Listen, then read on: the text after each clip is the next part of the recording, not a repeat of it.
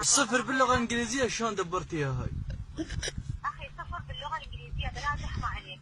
مثل العربي اكتب إنجليزي صفر. هو أنا بالعرب ما مدبرها. حضرتك خلي جهاز ثاني بلا زحمة عليك أو شخص ثاني عندك عليها واضح إلى 4 كلاسات. ايش قد؟ السلام ورحمة الله. صفر ترسل باللغة الإنجليزية برسالة إلى 3 واضح؟ 0 إلى 3 0 إلى 3 كم تقولها؟ نعم. وارسل بالرسالة 0. اي نعم عزيزي. زين أنا مين مشترك لي بيها هاي؟ أنتوا تشتركون من يومكم؟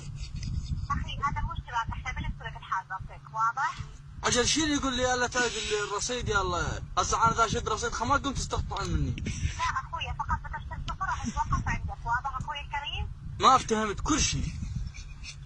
أخويا مجرد ما تشتري صفر بلا زحمة عليك برسالة إلى 4 كلاسات راح تتوقف عندك عزيزي بعد ما يصير عندك الصفر. أختي والله ما افتهمت منك كل شيء رحمة لوالديك بس حولينا على واحد غيرك.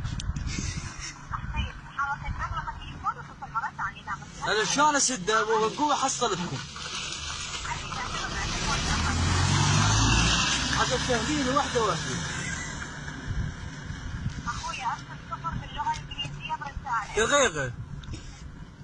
نعم. 0 باللغة الإنجليزية برسالة. الصفر باللغة الإنجليزية هاي شلون يصير؟ هو 0 شلون يصير باللغة الإنجليزية؟ أخويا رجعان بلا زحمة عليك هو صفر. مثل العربي أدري هي كتابة أسويها إنجليزي هو 0. شلون راح أجيبها بالإنجليزي وأنا بالعربي ما مدبره؟ أخي بلا زحمة عليك شخص قريب الحرس اللي يسويها. كلهم ما هو 0 يقول لك شلون الصفر يصير إنجليزي؟ أخي ترسل صفر حضرتك إلى 3 واضح؟ قلم ما يمي بس خلنا نكتبهم بالقاع.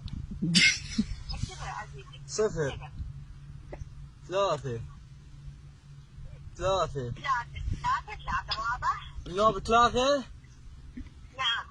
نوب 3 أخي 4 كلاسات بلا زحمة عليك. عدنا شوف 1 2 3 4 والصفر يصير من جاي ومن قال. أخي صفر ارسلها برسالة إلى 4 كلاسات بلا زحمة عليك. 0 يصير من جوا يعني؟ أخويا صفر. الصفر من جوا؟ شنو من جوا أخويا؟ يعني بالرسالة من جوا لو ويا 3 خليهم. نعم. يلا بس بعد لا تشتركوني بالخدمة هاي. شكرا لصالح حضرتك، أتمنى عليك يوم جميل. يلا وخي.